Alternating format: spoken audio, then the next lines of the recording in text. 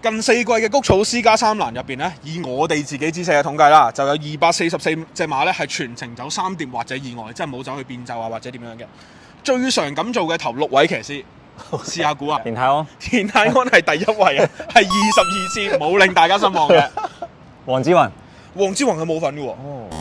鐘奕禮、鐘奕禮係有份嘅，佢係並列第4位13次，而佢咧係2023-24年試過正氣清區咧係全程3搭贏嘅。 OK， 何澤堯啦，何澤堯都係冇份㗎，可能因為上季就多時間缺陣啦。賀銘年，賀銘年冇咁多好馬。OK，嗌布文梗係有啦，就15次。上季咧勁進非凡都係試過全程3搭贏嘅。OK，巴道啊，就係第2位嗱，同埋好得意喎，田泰安同巴道咧分別就22次同18次啦。呢4季未試過全程3搭贏馬嘅，反而後邊嗰4位都有嘅。